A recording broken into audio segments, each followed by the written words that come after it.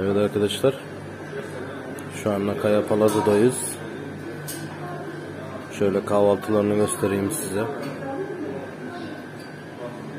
Arkadaşlar burası Kaya Palazzo sahili. Bir de şurası güzel, çok güzel.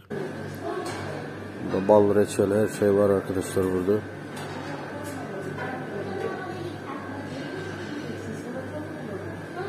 Şöyle.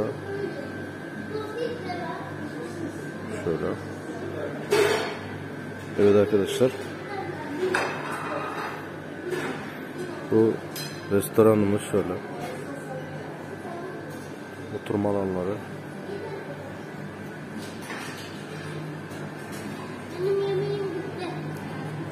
Bu benim böyle.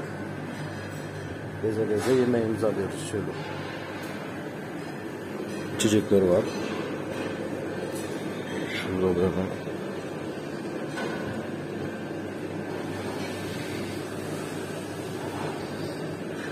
Burada nar suyu, portakal suyu sıkma.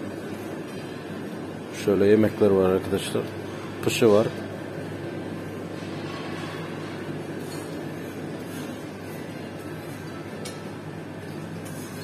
Şöyle.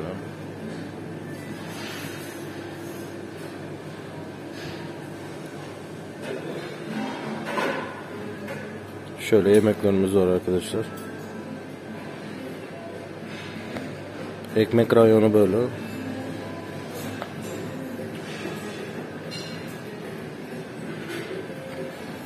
Burada çorba var efendim.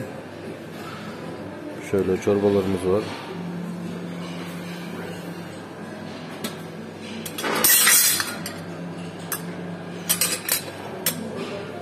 Burada da aynı çorbalar var.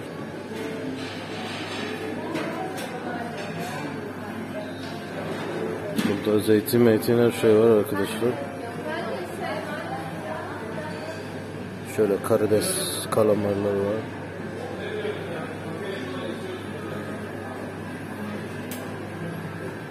Selamlar var şöyle.